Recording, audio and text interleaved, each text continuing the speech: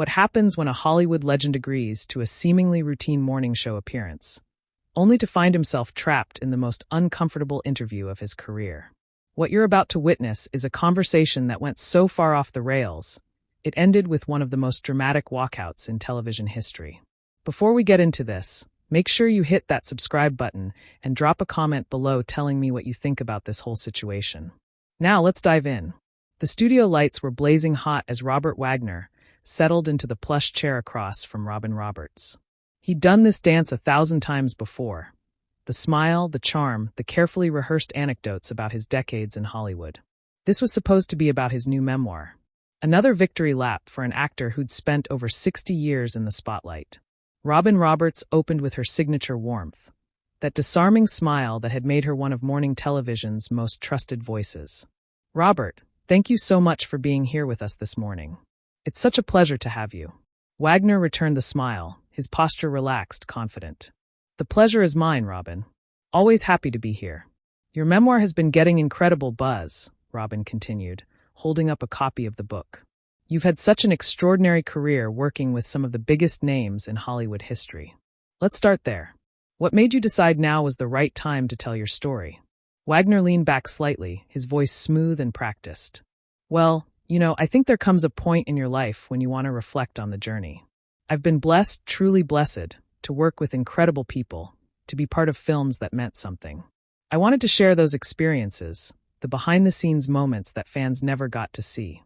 Robin nodded, her expression thoughtful. "You write beautifully about your early days in Hollywood. The studio system, working with legends like Spencer Tracy and Barbara. That world doesn't exist anymore, does it?" "No, it doesn't," Wagner said, his eyes taking on a distant quality. "It was a different time. The studios took care of you, groomed you, built you up. There was a magic to it, but also a control. You did what they told you to do, played the roles they gave you. Not like today, where actors have so much more freedom." "Speaking of those early days," Robin said, her tone still light but with a subtle shift, "you also write about the pressures of maintaining a certain image, the personal sacrifices that came with fame. That must have been difficult, especially in your personal life." Wagner's smile remained, but something flickered in his eyes. "Sure, it had its challenges, but that's the life we chose. You take the good with the complicated." Robin leaned forward slightly, her hands folded on her lap. "Your relationships have always fascinated the public. Your marriage to Natalie Wood in particular has been the subject of so much interest over the years. You write about her in the book, about your love story." "Natalie was the love of my life," Wagner said, his voice softening. "She was extraordinary, talented beyond measure, beautiful inside and out. What we had was special." "You married her twice," Robin observed. "That's unusual. You divorced, spent time apart, and then found your way back to each other. What brought you back together?" Wagner shifted slightly in his seat. "We realized we made a mistake. Young love, ego, the pressures of two careers. We both needed to grow, to figure out who we were separately. And then we found each other again, and it was even better the second time." Robin's expression remained neutral, but her next words carried more weight. "In the book, you dedicate considerable space to your time together, the happiness you shared. But there's also what you don't write about, the questions that have persisted. I think viewers would appreciate some clarity on that." Wagner's posture stiffened almost imperceptibly. "I've always been open about Natalie. She was my wife, my partner. I loved her deeply." "Of course," Robin said, her voice gentle but persistent. "But Robert, it's been over 40 years, and there are still so many unanswered questions about that night. The night she died. You address it briefly in the memoir, but many feel you've never fully explained what happened on that boat." The air in the studio seemed to thicken. Wagner's jaw tightened slightly. "Robin, with all due respect, I've spoken about this. I've cooperated with every investigation. That night was the worst night of my life. Losing Natalie destroyed me. I understand this is painful," Robin continued, her eyes never leaving his. "But you were there. You were one of the last people to see her alive. Christopher Walken was there. The boat captain was there. The accounts have never quite lined up, and the case was reopened. Don't you think the public, the people who loved Natalie, deserve a fuller explanation?" Wagner's famous composure was starting to crack. "I came here to talk about my book, about my career, about the positive things. I didn't come here to be interrogated about a tragedy that haunts me every single day." Robin's voice remained steady, professional. This is part of your story, though, isn't it? You can't separate Robert Wagner, the actor, from Robert Wagner, the man who was married to Natalie Wood, who was there that night. These questions haven't gone away because people feel like something's been left unsaid. What exactly are you implying? Wagner's voice had an edge now, the smooth Hollywood charm evaporating. I'm not implying anything, Robin said calmly. I'm asking you to address the inconsistencies, the arguments that were reported that night, the timeline that's been questioned, the fact that the case remains open. You have a platform here, right now, to set the record straight. Wagner's hands gripped the armrests of his chair. I've set the record straight multiple times. What more do you want from me? You want me to confess to something I didn't do? Is that what this is? The tension was palpable now. The pretense of a friendly morning show interview completely shattered. Robin Roberts maintained her composure, but her determination was clear. This wasn't going to be the puff piece Wagner had expected, and everyone in that studio knew it. The question was, how far would she push, and how much more would he take before something broke? Robin didn't flinch at his accusatory tone. Nobody's asking you to confess to anything, Robert. But when a case gets reopened, when investigators name you as a person of interest, that changes the narrative. You have to understand why people have questions. Person of interest, Wagner repeated, his voice dripping with bitter frustration. Do you know what that phrase did to my life, to my family? It's a label that means nothing legally, but everything publicly. It destroyed my reputation based on speculation and rumors. Then help us understand, Robin pressed. Walk us through that night. Not the sanitized version, not the brief paragraphs in your book, the real account, what happened in those final hours. Wagner's face was flushed now, his legendary composure completely abandoned. We were on the boat. We had dinner. We had drinks. Natalie went to bed. I stayed up talking with Chris. When I went to check on her, she was gone. That's what happened. That's what I've said for 4 decades. But the boat captain, Dennis Davern, he said something different, Robin countered. He's claimed there was a heated argument between you and Natalie that night. That you were jealous about her interactions with Christopher Walken. That there was yelling, breaking glass. He's painted a very different picture than the one you've presented. Wagner's hands were trembling slightly. Dennis Davern has made a career out of selling lies about that night. He's written books, done interviews, changed his story multiple times. He's a man looking for a payday, nothing more. So, he's lying? Robin asked directly. Yes, he's lying, Wagner shot back. Or at the very least, he's distorting the truth to make it more sensational, more profitable. Was there tension that night? Sure, marriages have tension. Was there an argument? We had disagreements like any couple, but the way it's been portrayed, like I was some jealous monster, that's complete fiction. Robin leaned forward, her voice softer but no less pointed. Help me understand the timeline then. You say Natalie went to bed, but her body was found in the water wearing a nightgown and socks. The dinghy was untied. The official theory has been that she tried to secure the dinghy because it was banging against the boat and somehow fell in. Does that make sense to you?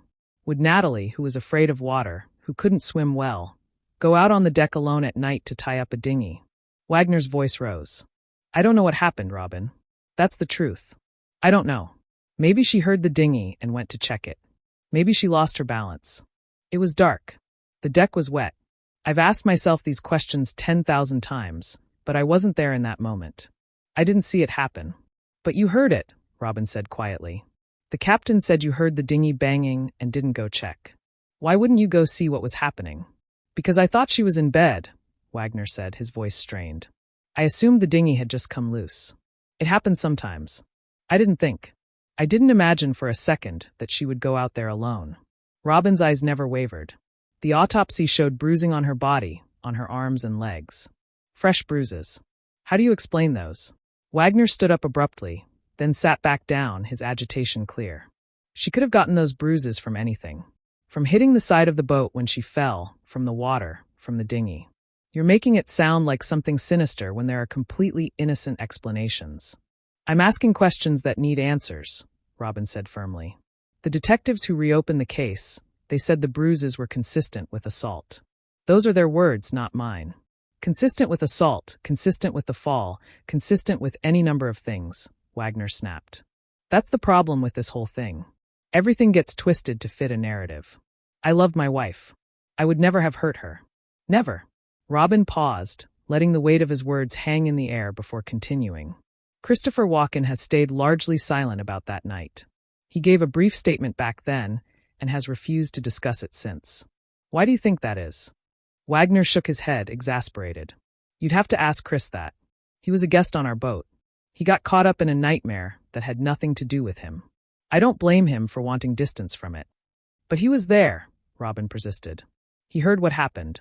He saw the dynamic between you and Natalie that night. His silence has always seemed significant to people following this case. Maybe his silence is because there's nothing to tell, Wagner said sharply. Maybe he, like me, has said everything there is to say and is tired of being dragged through this over and over again. Have you considered that? Robin shifted in her seat, her expression serious. Robert, I have to ask you directly because I think viewers want to know. Did you have anything to do with Natalie's death? The question landed like a bomb. Wagner's face went pale, then red. How dare you? How dare you sit there and ask me that on national television? I came here as a guest to talk about my life's work, and you're accusing me of murdering my wife. I'm asking a question, Robin said, her voice steady despite the intensity of the moment. A question that's been asked in countless articles, investigations, documentaries. If the answer is no, say no. But you can't be surprised that it's being asked. The answer is no, Wagner said, his voice shaking with anger and emotion. No, I had nothing to do with her death. She was everything to me. Losing her broke me in ways I've never recovered from. And for 40 years, I've had to live with the loss and the accusations and the suspicion. Do you have any idea what that's like? I can't imagine, Robin said. And for the first time, there was a hint of sympathy in her voice. But Robert, you have to see how the refusal to fully engage with these questions, the vague answers, the inconsistencies, they fuel the speculation. If you want this to end, transparency is the only path forward. Wagner's laugh was hollow, bitter. Transparency. You think if I sit here and dissect every horrible moment of that night in granular detail that suddenly everyone will be satisfied? They won't.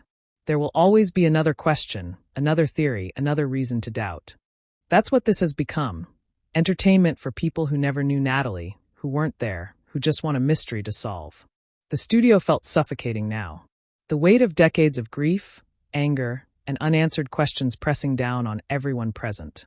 Robin let his words settle before responding. But it's not just entertainment for everyone, Robert. There are people who genuinely loved Natalie, who grew up watching her films, who feel like justice was never served. And then there's her family, her daughters. Don't they deserve the complete truth? Wagner's eyes flashed with fresh anger. Don't you dare bring my daughters into this. They've suffered enough. They lost their mother in the most traumatic way possible, and then they've had to watch these people turn it into a circus. I've protected them from this as much as I can. But protection through silence, is that really serving them? Robin asked. Or is it leaving them with the same questions everyone else has? My daughters know who I am, Wagner said, his voice tight. They know what kind of father I've been, what kind of husband I was to their mother. That's what matters. Not the opinions of strangers who think they've solved some mystery from reading tabloids and watching true crime shows. Robin pressed on, undeterred.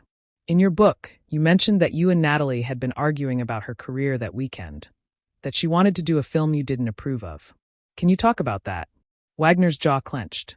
Every married couple argues about career decisions, priorities, time apart. That's normal. But you're trying to make it sound like it was some explosive conflict that led to violence. It wasn't. What were you arguing about specifically? Robin asked. It was over 40 years ago, Robin, Wagner said, his frustration evident. I don't remember every detail of every conversation we had. I know she wanted to take on more challenging roles, push herself artistically. I worried about her, about the demands of certain projects. That was the extent of it. But Christopher Walken was going to be in that film with her, wasn't he? Robin said. And there were rumors even then about chemistry between them on set. Did that factor into your concerns? Wagner's composure cracked further. Now we're getting into tabloid territory. Chris was a colleague, a friend. Yes, they had worked together. Yes, there's always gossip on film sets. But this insinuation that I was consumed with jealousy, that I suspected something inappropriate, that's exactly the kind of narrative building I'm talking about. So, you weren't jealous? Robin asked simply. I was protective, Wagner corrected. There is a difference when you love someone as much as I loved Natalie. Yes, you notice when other men pay attention to her. She was beautiful, talented, magnetic. But jealous in the way you're implying, Like I was some unstable, violent person, no. Robin consulted her notes briefly. The night she died, witnesses reported hearing a woman's voice calling for help in the distance, but no one called the Coast Guard for hours. Why the delay?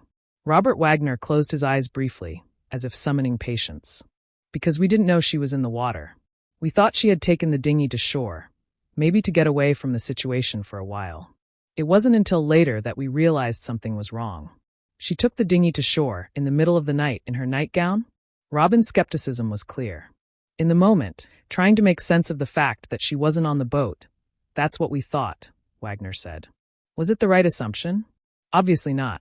But you're judging decisions made in confusion and darkness with the clarity of hindsight. The boat captain said you refused to turn on the searchlight, that you told him not to worry about it, Robin continued.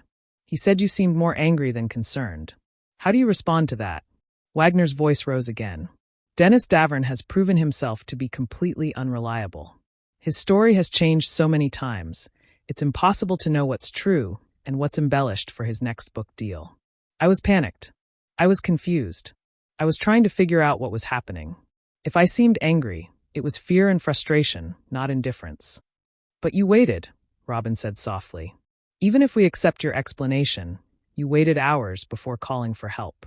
Those hours might have made the difference. The anguish on Wagner's face was raw now. Do you think I don't know that? Do you think I haven't replayed every second of that night? Wondering if I'd done something different, if I'd reacted faster, if I'd known? That guilt has destroyed me. But guilt doesn't equal culpability. Robin leaned back slightly, but her focus never wavered. The autopsy also showed a significant blood alcohol level. You've acknowledged that everyone had been drinking that night. How much had you all had? Enough that our judgment was impaired, clearly, Wagner admitted. We were on vacation. We were relaxing. Yes, there was wine with dinner, drinks after.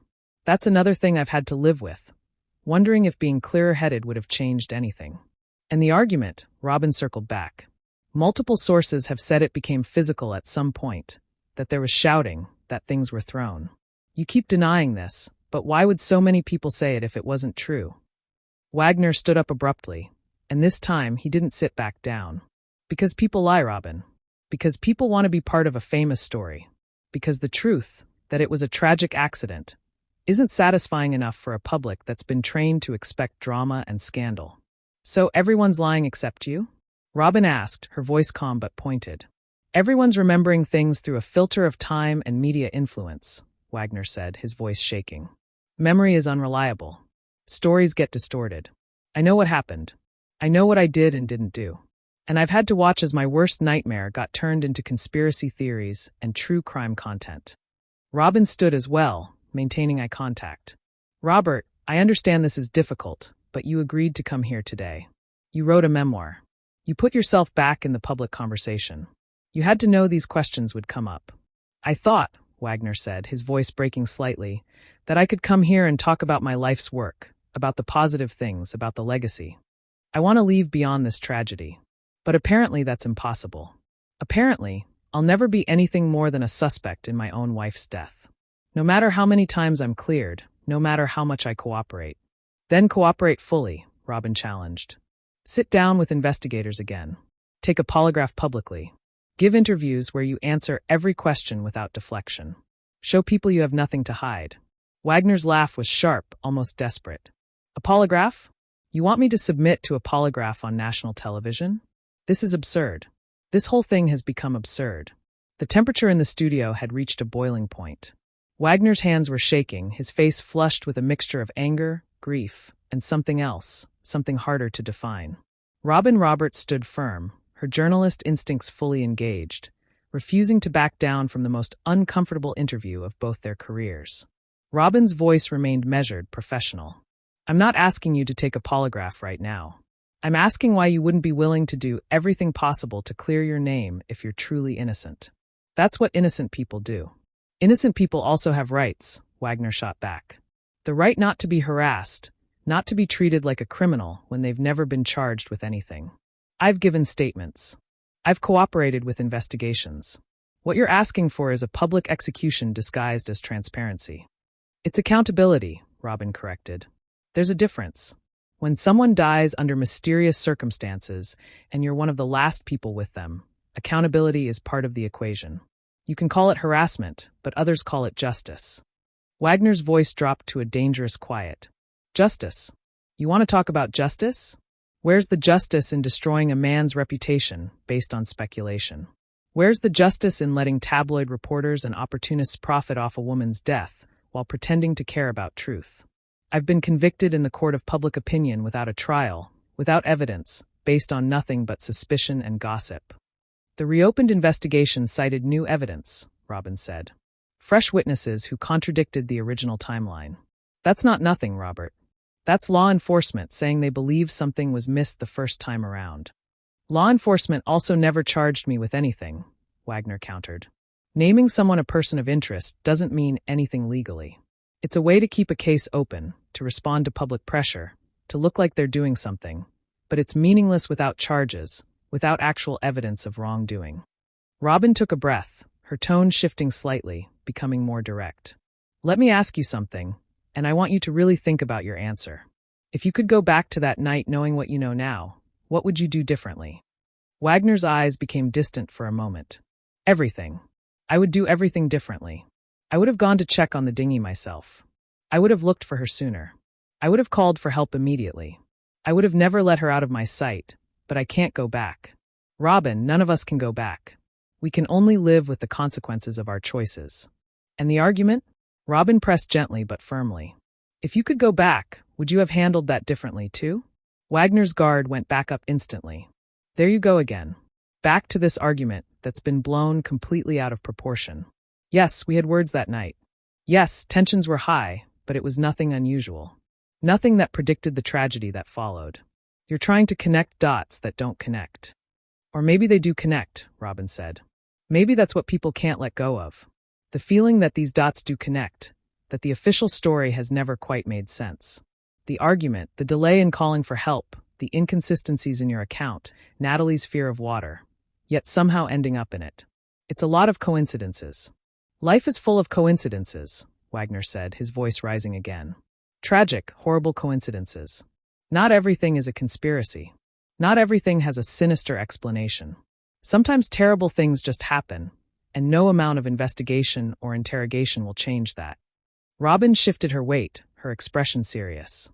Your book is titled Pieces of My Heart. You write about Natalie taking a piece of your heart with her when she died. But Robert, you have to understand that for many people reading that, it feels incomplete. It feels like there are pieces of the story you're still holding back. Because some pieces are mine to hold, Wagner said, his voice thick with emotion. Some memories, some moments, they're private, they're sacred. Just because I'm a public figure doesn't mean every second of my life, especially the most painful moments, belong to strangers. But when those private moments intersect with a death investigation, they stop being entirely yours, Robin said. That's the reality you're living with. And maybe that's not fair, but it's the situation. Wagner shook his head slowly. This was a mistake. Coming here was a mistake. I thought enough time had passed that I could finally move forward, share my story on my terms. But nothing's changed. It's still the same accusations, the same insinuations, the same refusal to accept that I'm telling the truth. I'm not accusing you of anything, Robin said carefully. I'm asking questions that viewers have, questions that have never been adequately answered. That's my job. Your job, Wagner repeated bitterly. Is that what this is? Just doing your job? Or is this about ratings? About creating a viral moment? About getting your name attached to the Robert Wagner finally breaks story? Robin's expression hardened slightly. My job is to seek truth and ask difficult questions. If that makes you uncomfortable, I understand. But these questions exist whether I ask them or someone else does. At least here you have the opportunity to answer them directly. Opportunity, Wagner said, his voice dripping with sarcasm. You call this an opportunity. This is an ambush. You brought me here under false pretenses, pretending this would be about my career, my book, my life's work. Instead, it's turned into an interrogation about the worst day of my life. You mentioned Natalie in the book extensively, Robin pointed out. You had to know that discussing her would open up these conversations. You can't write about someone whose death remains controversial and expect people not to ask about it. Wagner grabbed his microphone pack and started unhooking it. I can expect to be treated with basic respect. I can expect not to be ambushed on live television. I can expect that when I agree to an interview about my memoir, that's actually what we'll discuss, not some prosecutor's theory about a 40-year-old tragedy. Robert, please, Robin said, her voice firm but not unkind. Sit back down. Let's finish this conversation. Walking away doesn't make the questions disappear. Nope. But staying here and being battered with accusations disguised as questions doesn't make them disappear either, Wagner said, his voice shaking. I've spent 40 years living in this shadow. 40 years of grief, guilt, suspicion, and judgment. I came here hoping to finally share something positive, something meaningful about my life beyond that one horrible night. But clearly, that's all I'll ever be to people. The man who was there when Natalie Wood died. You're more than that, Robin said. But you can't expect people to ignore the biggest unanswered question in your life.